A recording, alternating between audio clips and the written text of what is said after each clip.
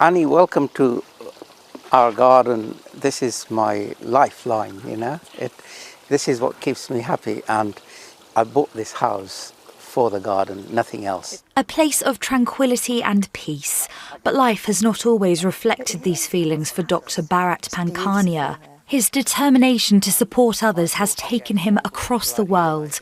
He travelled to the aftermath of the Gujarat earthquake in India in 2001. The expert in infectious disease was then put in the spotlight through his views of the government's handling of the pandemic. He says he wanted to make his thoughts known in order to protect people. We did it wrong. What we should have done was act early, act fast, act decisively, and we would have had fewer cases. Even an individual like myself can be a force for good, and you can influence. So in my case, I did what I thought I could do the best, which was start talking about it. While there is now a COVID-19 inquiry looking into the government's handling of the pandemic, at the time the senior clinical lecturer faced a backlash for his thoughts. The fallout is people disagree with you, there will be government departments that disagree with you, there will be so many people that want to silence you and quieten you.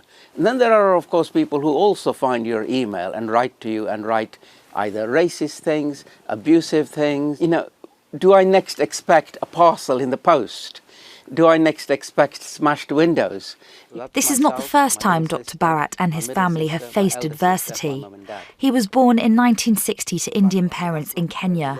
When he was just 14 years old, he had to leave his home after the Kenyanisation policy came into place. We held British passports, so people like my father were unable to work.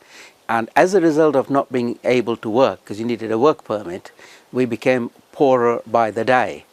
Either you become Kenyans or you leave. India said, well, you're not Indians, you're British, you've got British passports, so nothing to do with us.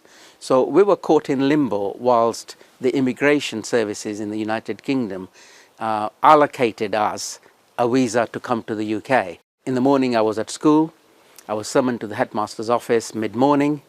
The headmaster suddenly gives me my school leaving certificate, and my father takes me home.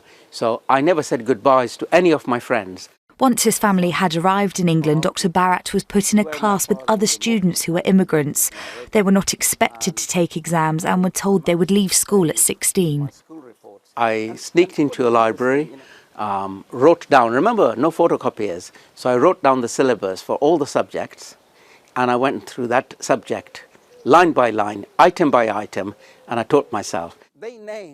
Continuing the garden tour, it's clear to see the impact Dr. Bharat has had, even having roses named after him for his help to people during the pandemic. He says his experience has been shaped by his heritage. I'm 100% British, and I've lived here most of my life. However, I think I bring added value, and the added value I bring is, as you can see in my garden, this is me, the Indian and the African, living in the UK, bringing that nature in which I was brought up with. A man determined to give back both to the natural world and society, helping to retain harmony. Annie Knowlson, ITV News.